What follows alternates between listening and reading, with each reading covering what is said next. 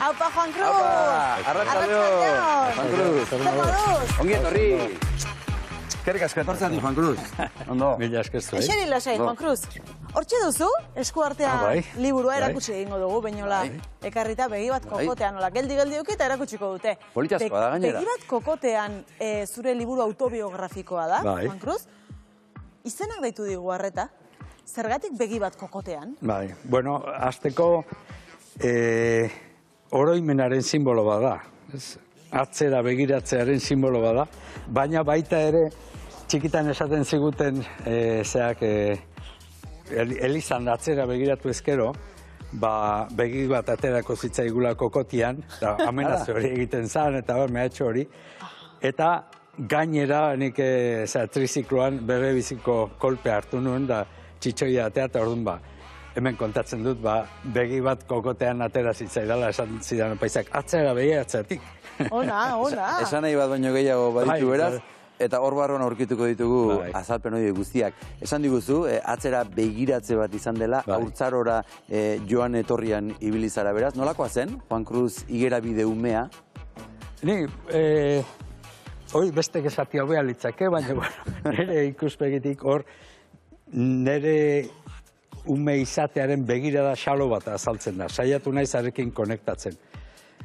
Banun joera bihurri bat, beste umeen antzera, herri txiki bateko umea nintzen, ordu naturarekin harremanean bizi nintzen, inguruko baserrietako umeekin, animaliekin, baratza, Elizak zera handia zuen, Eliz mutila izan nintzen, edo monagilua izan nintzen urte askotan.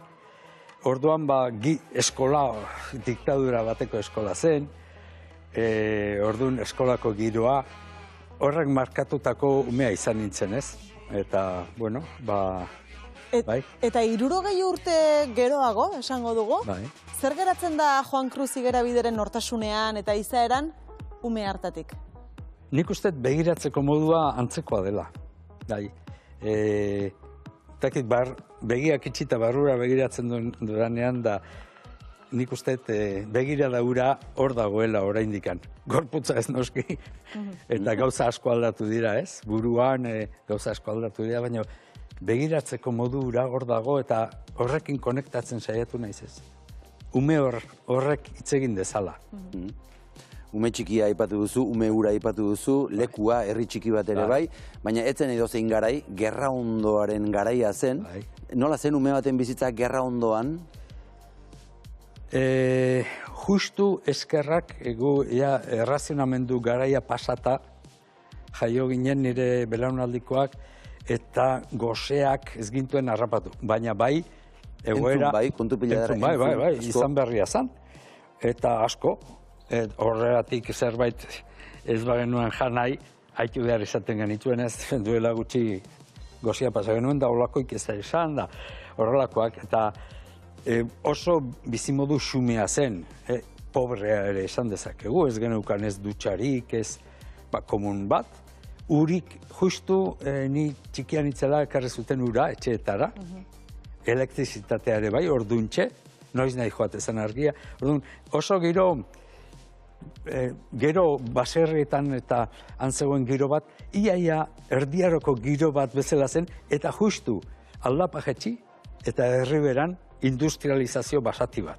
Orduan, zegoen, papelerak eta zeuden. Kontrastea handia orduan. Kontraste ikaragarria zegoen, baserriko bizimodu, oaindikan behiekin, idiekin, hori egunero ikuste genuen, gurdi bideak, eta gero pixka bat jetxi, trena, trolebusa, torloju fabrika, zentral hidroelektrikoa. Orduan, kontraste hori bizi izan genuen oso, natural, baina bortizki. Maitasuna, eriotza, adiskidetasuna, bihurrikeriak, gaixotasuna, herriko festak, erlijioa, gai asko. Landu dituzu. Denek dute amankomunean umorea? Bai, horrako egoera baten aurrean, bi gauza, hona egiten duzu, haukusia dia esan da, edo bestela umorearekin hartzen duzu, eta umoreak laguntzen dizu topatzen azpildura, ez? Azpildura hori, goxoa den azpildura bat. eta momentu gogorrak badaude, heriotzak eta badaude liburuan, bueno, hor ume baten min xaloa ere horra gertzen da. Bere xumetasun guztiarekin umeak hori adirazten du. Baina gehien bat egoera umoretsua dira, bihurrikeriak, inozentzia handiz egindako bihurrikeria, hor gaiztoputzak eta agertzen diren horiek ere, azken batean egoera basati bati erantzunez jokatzen zuten nola, ez? Ez kalkulatuta inbeste. Orduan, giro hori. Eta gerra ondoko umeak eta gaur egungo umeak, Juan Cruz, zertan dira desberdinak? Baldin badira? Bai. Egoerak egiten gaitu desberdin.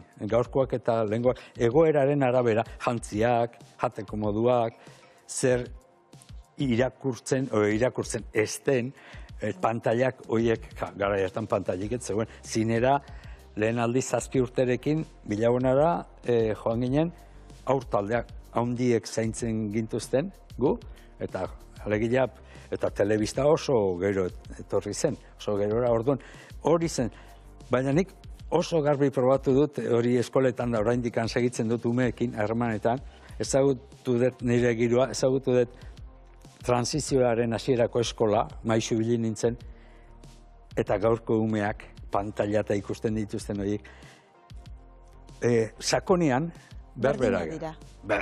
Eta emozionatzen dira gauza, baina, harri-garri... Oinarrizko gauzekin, eta sentzioekin. Garai bateko, baina hor, eriotza bat gertatzen bali bada, edo bihurrikeria bat berdin enamoratzen dira, gaurkoak eta ordukoak. Ez nikoi poemekin eta asko probatzen dut, ipuinekin, eta bai. Horrek esan nahi du gaur egungo umeek jakingo luketela, jakingo dutela liburu honekin konektatzen, esate baterako, edo alderantziz honek gaur egungo umeekin konektatzen? Proba bat egin genuen atera horretik, eta gainera ez genuen hemen egin, nahi genuen beste kultura batean. Eta egin genuen Sevillan, eskola batean, eta gainera gehiena imigrazioa zen eskola batean, eta maistrak idatzi zidan, unkituta idatzi zidan, nola erantzun zuten, da ze galdera egin zituzten, eta zer proposatzen zidaten gehitzea edo kentzea. Interesgarria. Eta kasu inien. Eta orduan, konexio hori probatu genuen, editore bat, bi editoreetako bat, Madrilekoa da, Gustavo Puerta, bitartekari lana hark egin zuen, eta horrek pixka bat, liburua pixka bat eraldatu zen, eta konexio hori indartu. Juan Cruz, gustatuko litzaizuke guri ere liburuarekin pixka bat behin konektatzea. Irakurriko diguzu pasarte bat, begi bat kokotean liburutik? Irakurriko izuet, usten badiazue, liburua nolabait nondik norako azaltzen duena. Ados? Bai. Oso ondo. Nahi duzunean, Juan Cruz Igarabide, begi bat kokotean. Irakurri berri duzun liburu hau irakurleko itun, ez da nire haurtzaroko oroitzapenen liburua. Aitzitik, nire haurtzaroko oroitzapenekin jositako liburua. Kontatzen dudan guztia gertatu ote zen. Badakit ezetz, handia egitean beste gauza batzuk jakin ditu dalako. Baina nik hala bizi izan dituen, eta honela kontatzen ditut. Behin edo behin, nire baitako umeak biribildu egiten ditu pixka bat oroitzapenak. Batzuetan badakigu bizitzak gauzak erdi eginean uzten ditu, eta umeak osatu egiten ditu. Haur narratzaileak osatu egiten ditu kontu horiek guztiak. Beste batzuetan, akats egiten du memoriak, oroitzapenez nahazten da, eta benetan gertatu zenetik urrundu egiten da. Urrena, oroitzapena nahita zuzentzen du apur bat, etzaiolako gustatzen, edo etzaiolako nahi bezain interesgarria iruditzen. Emozio pitin bat eranzten dio, apaindu egiten du, inoizka ohartu ere egin gabe. Hori da gure memoriaren jolasa. Guk kontatzen dugunean hori egiten dugu. Kontatzen dudan guztiak gertatu ote zen. Hori zalantza hori airean ustea. Jakin dut gainera gauza batzuk etziela, lehenguan esan zidaten lagun batzuk. Horretzuan, hori ez duk horrela? Hartaz oroa zegoen hor da etzan. Baina normala da, horrela izaten da. Normala da, nik zera horrela, nire buruak gogoratu eta ahaztutakoak osatu pixka bat, eta... Eta zer moduzko ariketa izan da hori egitea, Juan Cruz? Oso hunkigarria niretzako, ez nun uste hainbeste gauza etorriko zitzaizkidanik burura. Bai, Eta lehendik ezagutzen nuen fenomeno psikologiko hori, da, zuk kostientean atetxo bat irikitzen dezunean, ondoko ere zabaldu egiten da. Baina, probatzen dezunean hori hasi idazten, eta pom, pom, pom, bestea eta bestea eta bestea, irikitzen joaten dira. Eta, bueno, ez badiozu, hola, pixka bat, muga jartzen, hola, teatzen zaizu liburua.